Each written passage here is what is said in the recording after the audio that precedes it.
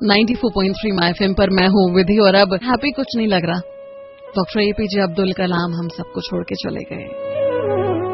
My FM के नागपुर के जो आरजे हैं अंकित, उन्होंने अब्दुल कलाम जी को एक ओपन लेटर लिखा है।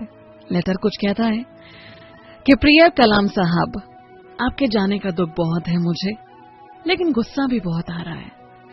आप ये क्या सिखा कर चले गए? आपने जीवन में सिर्फ 2 छुट्टियां ली। आप तो प्रेसिडेंट ऑफ इंडिया थे, आराम कर सकते थे, फिर एक काम की रट क्यों लगाए रहे? सबसे पहली बात, आप नेता ही क्यों बने? क्या कोई नेता पढ़ा लिखा होता है? अगर आप प्रेसिडेंट ही बने तो ये रूल क्यों नहीं बना दिया कि आपसे कोई अंगूठा छाप नेता नहीं बन सकेगा? जिस दिन नेता संसद में लड़ेंगे उनकी सैलरी काटी जाएगी और लेट आने वाले अफसरों की क्लास लगेगी। मुझे आपसे नाराजगी इस बात को लेकर भी है कि आपने देश को मिसाइल ही क्यों दी। न हमारे पास आधुनिक हथियार होते और न ही पड़ोसी देश हमसे जलते। आप एक बैग लेकर राष्ट्रपति भवन में पहुंचे थे और कार्यकाल खत्म होने के बाद एक बैग लेकर निकल गए, जबकि आपसे बाद वाले ट्रकों में सामान भरकर निकले थे।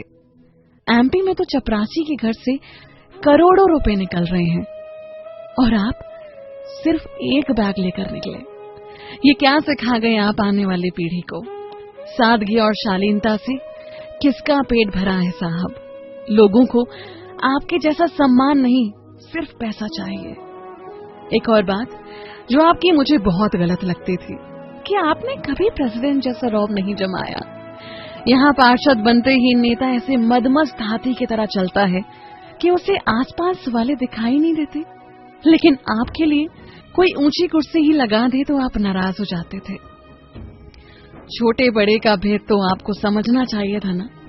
अब बात करते हैं आपकी कमाई की।